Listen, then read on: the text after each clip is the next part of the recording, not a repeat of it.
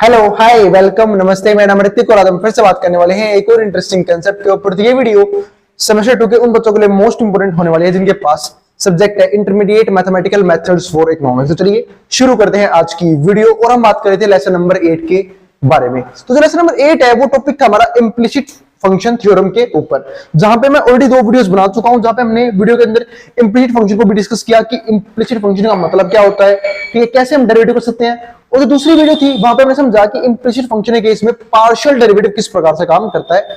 आज हम बात करेंगे इसकी एक्सरसाइज के मेन कुछ क्वेश्चंस के बारे में, ठीक है, ताकि हमारा चैप्टर है वो ऑलमोस्ट क्या हो जाए, खत्म यहाँ पे हो जाए। तो कुछ 8 क्वेश्चंस थे, जहां पे मैंने 4 तो लिए हैं। देखते हैं वीडियो की लंबाई कैसे होगी, लेंथ कितनी होगी, उसके हिसाब से जो है ना हम बाकी क्वेश्चन भी कर लेंगे, ठीक है। तो फिलहाल मैं 4 क्वेश्चन लिए हैं, तो 4 सबसे बढ़िया क्वेश्चन लगे मुझे, वो मैंने यहाँ पे लिख दिए हैं। 8 क्वेश्चन टोटल मिला के, तो बाकी क्वेश्चन भी आप लोग प्रैक्टिस वहां पे कर लेना, ठीक है। और किसी बच्चे को किसी सीरीज के नोट्स वगैरह चाहिए तो इस नंबर पे जाइए 9667836336 व्हाट्सएप करके नोट्स भी ले सकते हैं। और इस सीरीज के कुछ important question answer with solution अगर चाहिए तो वो भी आप इस नंबर पे जाके ले सकते हो। अब हम चालू करते हैं आज का कंसेप्ट। तो कुछ क्वेश्चंस हैं। अब पहले शुरुआत करते हैं क्वेश्चन नंबर 1 से। अब क्वेश्चन नंबर 1 जो है वो हमारे पास है यहाँ पे x का क्यूब प्लस में y का क्यूब माइनस में 3xy प्लस में y इक्वल टू 0। हम इन सारे क्वेश्चनों में एक चीज निकालनी है, वो है dy बाई dx, वो भी गिवन पॉइंट पे। हमें इन 7,000 क्वेश्चन में से dy बाई dx निकालना है।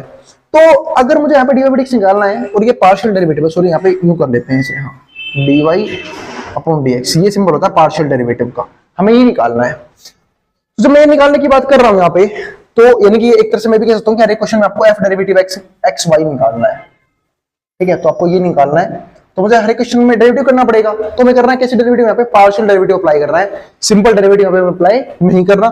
जिनको नहीं पता बता देता हूँ, पार्शियल डेरिवेटिव का सिंपल सा मतलब ये होता है कि आप जिस भी वेरिएबल के रिस्पेक्ट में डेरिवेटिव करने वाले हो, उसके अलावा जो भी वेरिएबल्स उस क्वेश्चन में यूज होंगे वो एज अ कांस्टेंट ट्रीट किए जाएंगे। तो यहाँ पे करते हैं डेरिवेटिव पहले क्वेश्चन में। तो मैं कर रहा हूँ इसका डेरिवेटिव x, इसको लिख लेते हैं पहले हम f(x,y).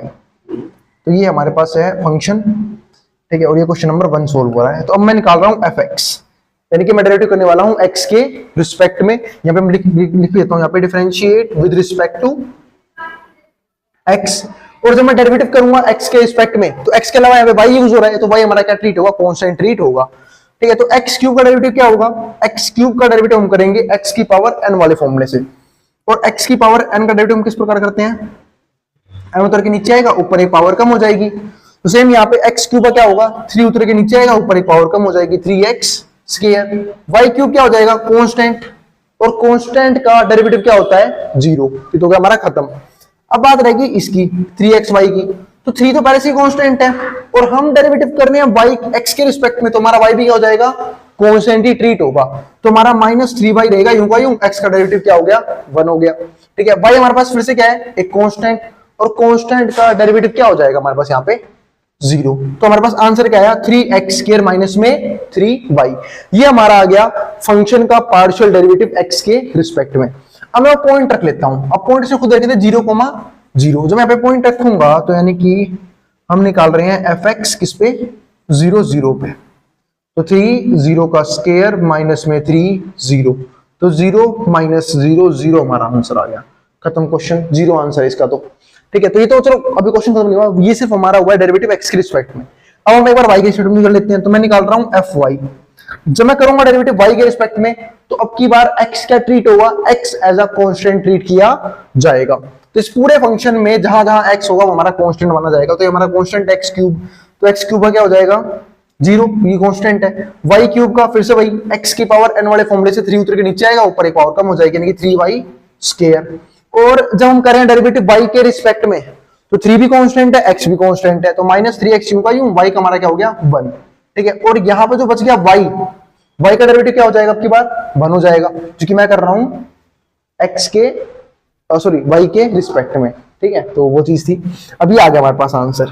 तो अगर मैं यहां पे निकालता हूं fy, वो भी जो गिवन पॉइंट्स हैं उन पे, यानी कि 0,0 पे, तो यहां रखूंगा 0, 3 0 का स्क्वायर माइनस में 3, यहां पे 0 प्लस 1। तो भाई 0 गुणा में कुछ भी हो, ये भी 0 हो गया, ये भी 0 हो गया, बचा क्या 1। तो हमारे पास आंसर आ गया 1।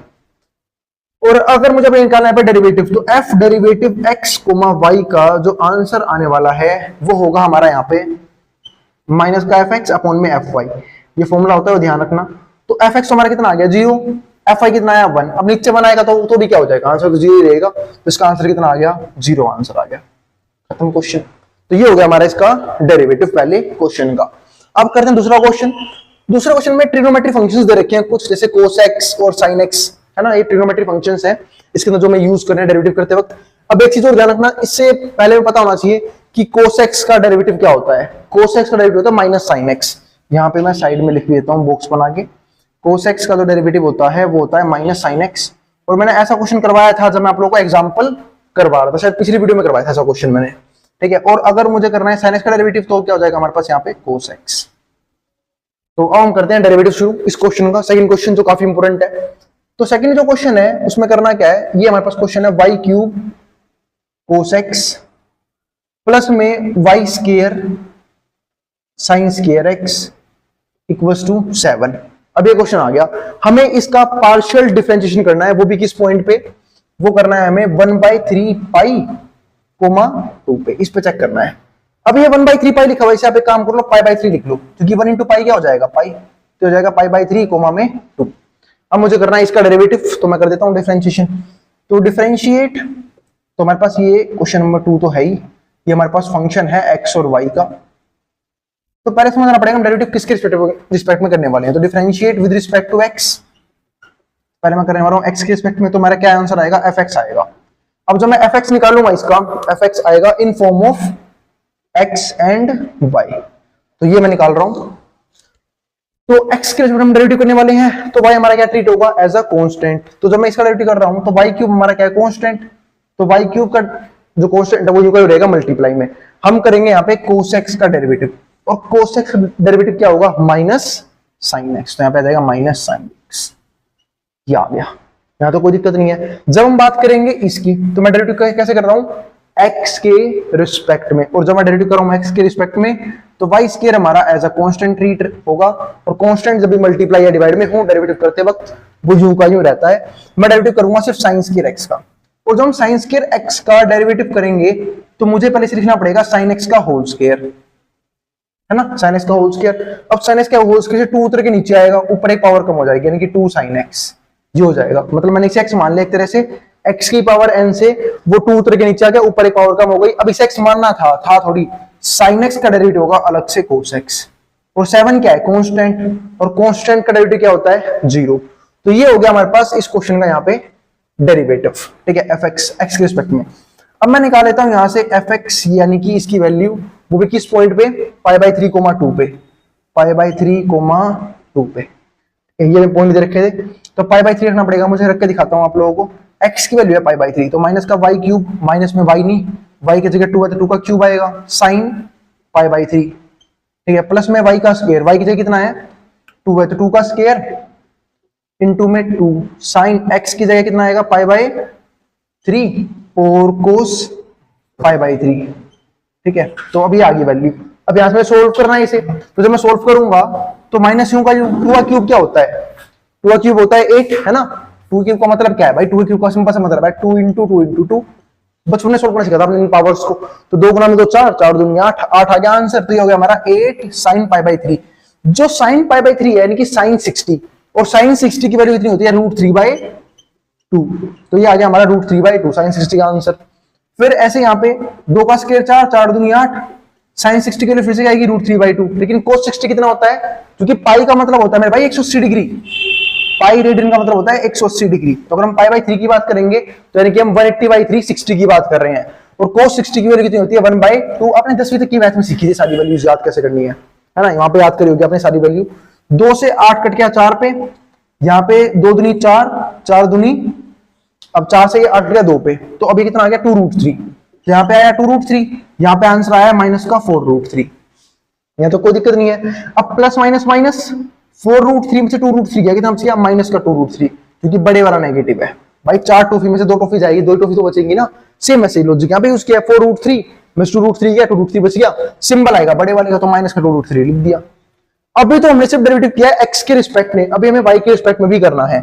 तो अब मैं करता हूं y के रिस्पेक्ट में। जब मैं करूंगा y के रिस्पेक्ट में तो अब के बाद x हमारा कांस्टेंट ट्रीट होगा, ठीक है। तो y के रिस्पेक्ट में, तो ये हमारा y के रिस्पेक्ट में, तो cos x तो रहेगा कांस्टेंट मल्टीप्लाई में यूं का यूं, y क्यूब क्या हो जाएगा 3y स्क्वायर, x की पावर n वाले फॉर्मूले से 3 उतर के नीचे आएगा, ऊपर एक पावर कम हो जाएगी। ठीक है, तो ये आ गया। अब अगला जो फंक्शन है हमारे पास वो क्या है y स्क्वायर, तो y स्क्वायर क्या होगा 2x और सॉरी 2y, और जो साइन स्क्वायर x है अब वो तो कांस्टेंट है मल्टीप्लाई में यूं का यूं, क्योंकि x की हर एक चीज एज अ कांस्टेंट ट्रीट होगी, 7 का हो जाएगा 0। तो ये हो गया डेरिवेटिव y के रिस्पेक्ट में। अब मैं कर देता हूं यहां वैल्यू पुट, जब मैं यहां पे वैल्यू पुट करूंगा तो x की वैल्यू π/3 है, y की वैल्यू 2 है, तो x की वैल्यू π/3 y की वैल्यू 2 है, तो पुट कर लो 3, y की जगह 2 का स्क्वायर cos x, x कितना है हमारा π/3 प्लस में 2y, y कितना हमारे पास यहाँ पे y है 2, यहाँ पे 2 आ गया, साइन स्क्वायर x, x कितना है हमारा π/3, तो ये हो गया। अब अगर बात करता हूं cos π/3 की, तो यानी कि cos 60 की वैल्यू कितनी होती है 1/2, 1/2, और ये हो जाएगा हमारा 2 का स्क्वायर 4, 4 3 12, 12 मल्टीप्लाई में 1/2 प्लस में 2 × 2 4 हो जाएगा। अब पहले मैं क्या करूंगा, पहले मैं स्क्वायर को लिखूंगा पूरे का होल स्क्वायर, क्योंकि स्क्वायर चाहे यहां हो चाहे ऊपर हो उसका फर्क नहीं पड़ता। अब sin 60 की वैल्यू कितनी होती है, sin 60 की वैल्यू होती है √3/2, और जब आप करोगे √3/2 का स्क्वायर होल स्क्वायर, तो जब स्क्वायर अंदर आएगा तो रूट से स्क्वायर कट जाएगा, तो √3 का स्क्वायर होगा 3 और 2 का स्क्वायर होगा 4, तो यहां से आंसर आएगा 3/4। इस 4 से 4 कट गया, इस 2 से 12 गया कितने पे 6 पे, तो यहां से आंसर आया 6 और यहां से आंसर आया 3, 6 + 3 9 हमारा आंसर है। तो ये हो गया हमारा यहाँ पे फाइनल आंसर दोनों केसेस में, जब मैं पार्शियल डेरिवेटिव कर रहा था x के रिस्पेक्ट में और जब मैं पार्शियल डेरिवेटिव कर रहा था y के रिस्पेक्ट में, दोनों के आंसर आ गए। अब मुझे निकालना है फाइनल डेरिवेटिव का आंसर, यानी कि f डेरिवेटिव x, y।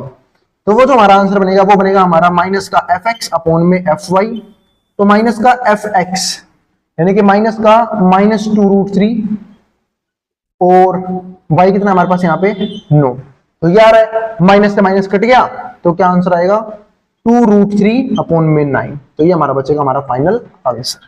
तो ये हो गया हमारा इस क्वेश्चन का आंसर। तो तक हमने 2 क्वेश्चन देख लिए हैं, अभी 2 क्वेश्चन और करने हैं, एक तो क्वेश्चन नंबर 3, एक क्वेश्चन नंबर 4।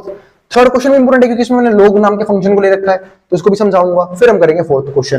पहले यहां तक का जिसको जो उतारना उतार लो, फिर हम डिस्कस करते हैं बाकी ये 2 क्वेश्चन, थर्ड और 4th क्वेश्चंस। चलो अब देखते हैं बाकी के बचे हुए 2 क्वेश्चन। तो क्वेश्चन नंबर जो 3 है वो है हमारे पास 2xy माइनस में log xy अब में और बराबर में 2, अब में करना है इसका डेरिवेटिव x के रिस्पेक्ट में। ठीक है, तो पहले कर लेते हैं x के रिस्पेक्ट में, तो इसको मान लेता हूं पहले fxy y है ना। तो अब हम करते हैं डेरिवेटिव x के रिस्पेक्ट में, तो differentiate with respect to x, तो हमारा जो fx बनेगा, अब समझना हम क्या कर रहे हैं डेरिवेटिव x के रिस्पेक्ट में, तो जब मैं करूंगा डेरिवेटिव x के रिस्पेक्ट में तो y क्या ट्रीट होगा एज अ कांस्टेंट। ठीक है, एज अ कांस्टेंट ट्रीट होगा। तो एक काम और ना कर रहे हैं, यहाँ पे थोड़ा सोल्व कर लेते हैं क्वेश्चन को, दिखाता हूँ क्वेश्चन को सोल्व कैसे करेंगे। लोग की प्रॉपर्टी खोल रहा हूँ एक, तो क्वेश्चन जो है ना हमारा वो ये बन जाएगा f, वैसे फर्क नहीं पड़ेगा, आप डायरेक्टली भी कर सकते हो, पर मैं प्रॉपर्टी ओपन करना चाहता हूँ लोग की, ताकि थोड़ा इजी बन जाए। तो 2xy यूं का यूं, यहाँ पे जब करूंगा तो लोग क्या चीज मल्टीप्लाई में है, लोग इन्हें प्लस कर देगा, तो लोग पहली चीज यानी कि माइनस में log x और लोग दूसरी चीज माइनस में log y। बात माइनस क्यों है समझा रहा हूँ, सुनो। लोग के अगर कभी 2 चीज मल्टीप्लाई में होता है ना, यानी कि लोग अगर m × n लिखा हुआ है तो ऐसा करते हैं सोल्व से, लोग पहली चीज log m प्लस में लोग दूसरी चीज log n। ठीक है, फिर ये माइनस जो है ना वो अंदर चला गया। ठीक है, तो यहाँ पे क्या हो गया log x और log y। ठीक है, तो ये आ गया। तो ऐसा मैंने क्यों किया था कि मैं एक और x और y को अलग कर लूं। अब डायरेक्टली जो y है वो डेरिवेटिव करते एज अ कांस्टेंट ट्रीट होगा, डायरेक्टली 0 हो जाएगा इसका डेरिवेटिव, तो ये फायदा होगा हमें। अब देखो मैं कर रहा हूं डेरिवेटिव x के रिस्पेक्ट में, तो इस फंक्शन का करना है मुझे, तो 2xy का जब मैं करूंगा, अब मैं कर रहा हूं x के रिस्पेक्ट में, तो y हमारा क्या होगा कांस्टेंट ट्रीट होगा, इसका आंसर कितना आएगा सीधा 2x ना सॉरी 2y, तो 2 और y तो कांस्टेंट थे, x का डेरिवेटिव 1 हो गया। log x का डेरिवेटिव क्या हो जाएगा 1/x, क्योंकि हम कर रहे हैं x के रिस्पेक्ट में partial derivative. log y as a constant treat होगा 0 हो गया, तो ये हमारा आ गया आंसर fxy का। अब मैं वैल्यू पुट कर देता हूं, वैल्यू क्या है हमारे पास, वैल्यू है इस क्वेश्चन की 1 और 1, तो x भी 1 y भी 1, तो यहां से आंसर कितना आएगा 2 × 1, नीचे आएगा 1/1, तो 2 - 1 1 हमारा आंसर आ गया, क्योंकि 1/1 तो 1 ही होगा, तो 2 में से 1 गए, 1 बच गया हमारा आंसर, ये बन गया हमारा fx का आंसर। अब कर रहे हैं डेरिवेटिव y के रिस्पेक्ट में, तो अगर मैं fy निकालूंगा तो अब मुझे करना है इसका डेरिवेटिव y के रिस्पेक्ट में, तो अब की बार 2 और x दोनों कांस्टेंट है, तो 2x और y की जगह क्या आ जाएगा डेरिवेटिव 1, log x का क्या हो जाएगा 0, क्यों कांस्टेंट है, क्योंकि हम कर रहे हैं डेरिवेटिव y के रिस्पेक्ट में, और जानते हैं जब भी हम पार्शियल डेरिवेटिव करते हैं x के रिस्पेक्ट में तो y को कांस्टेंट मानते हैं, और अगर कर रहे हैं y के रिस्पेक्ट में तो x को कांस्टेंट मानेंगे, तो हो जाएगा 0। log y क्या हो जाएगा, log y का हो जाएगा 1/y। ठीक है, अब मुझे वैल्यू पुट करनी है यहाँ पे, तो fy निकालना है मुझे 1,1 पे, तो x की जगह भी 1 आ गया, y की जगह भी 1/1 आ गया, 2 में से बन गया 1 आंसर। तो अगर अब मैं निकाल रहा हूं f डेरिवेटिव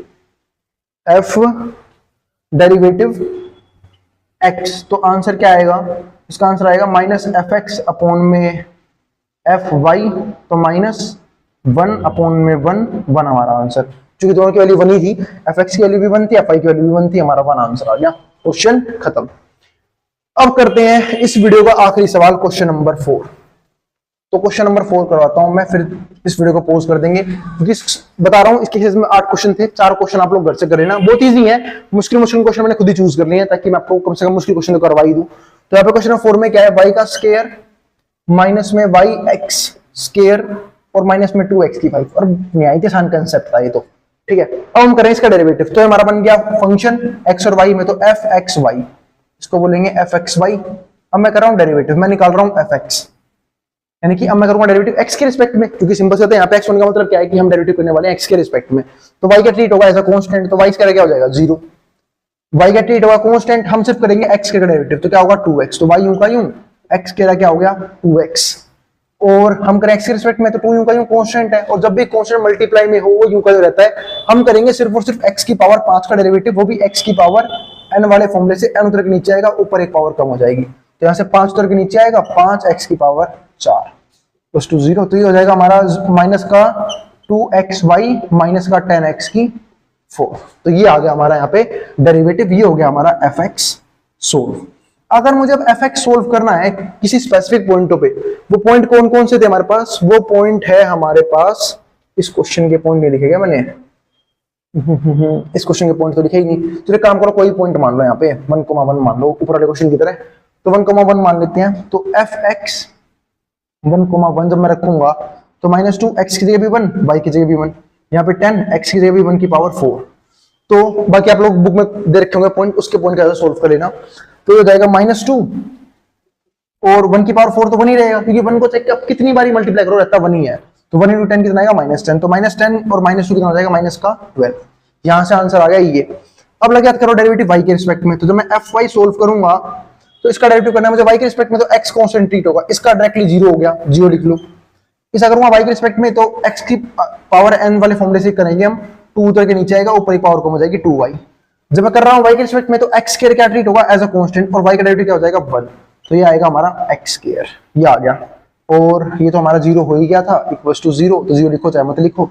अब ये fy आ गया है, fy में पॉइंट डाल दो आप लोग 1,1, तो 2 यहाँ पे 1 आएगा, यहाँ पे 1 का स्क्वायर आएगा, तो 2 × 1 2, और 1 का स्क्वायर 1 ही होता है, 1 आंसर आ गया यहाँ से। और अगर मुझे निकालना अपना फाइनल आंसर, अगर मुझे निकालना है f डेरिवेटिव, ठीक है x, y, तो मुझे -fx देखते हैं, हाँ तो -fx अपॉन में fy, ये हमारा आंसर बनेगा। अगर मैं बात कर रहा हूं -fx ही, तो -fx कहां गया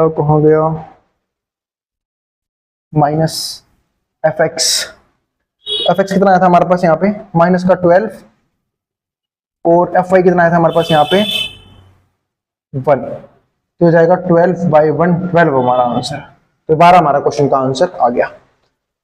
तो यहाँ पे होता है हमारे क्वेश्चंस खत्म इस चैप्टर के। सिर्फ अब इस चैप्टर का एक ही कंसेप्ट बाकी है कि जो हमारे ये इम्प्लिसिट फंक्शन होते हैं, ठीक है, ये कंटिन्यूअस होते हैं या नहीं होते, तो तुम्हें चेक करना है, यानी कि कंटिन्यूटी और डिफरेंशिएबिलिटी हमें ये चेक करनी आनी चाहिए, ये हम सीखेंगे डिफरेंशिएबिलिटी, और एक हम सीखेंगे यहाँ पे एक चीज और, क्या बोलते हैं उसे, हाँ यूनिकनेस, कि जो हमारे जितने फंक्शंस हैं इम्प्लिसिट फंक्शन, क्या ये यूनिक होते हैं या नहीं होते, क्या इनका सॉल्यूशन, इनका डेरिवेटिव यूनिक होता है या नहीं होता, वो हमें सीखना भी बाकी है। तो ये 3 टॉपिक हम ना मैं एक सिंगल वीडियो बनाऊंगा, उसमें कवर कर दूंगा, कंटिन्यूटी भी, डिफरेंशिएबिलिटी भी और यूनिकनेस भी इम्प्लिसिट फंक्शन का, तो वो हम डिस्कस करेंगे अपने आने वाली वीडियो के अंदर। यहाँ पे हमारा इम्प्लिसिट फंक्शन का मेन पार्ट खत्म करवा दिया मैंने आप लोगों को, डेरिवेटिव करना सिखा दिया, पार्शियल डेरिवेटिव करना सिखा दिया, ठीक है, क्वेश्चंस भी करवा दिए। अब कुछ टॉपिक्स बाकी हैं वो खत्म करके हम चैप्टर कर देंगे, फिनिश कर देंगे। ठीक है, तो अगर भाई वीडियो पसंद आई हो तो वीडियो को लाइक किए बिना, बिल्कुल लाइक किए बिना मत जाना, और चैनल को सब्सक्राइब भी कर देना ऐसी वीडियोस के लिए, और उन बच्चों में शेयर भी कर देना जिन बच्चों का एग्जाम होने वाला हो सेम सब्जेक्ट का। अब जिसको जो उतारना उतार सकता है, मैं रहा हूं बोर्ड के सामने से। ठीक है, और नोट्स के लिए आप किसी भी सब्जेक्ट के इस नंबर पर व्हाट्सएप के नोट्स दे सकते हो। अब जिसको जो उतारना उतार सकता है, मैं रहा हूं बोर्ड के सामने से।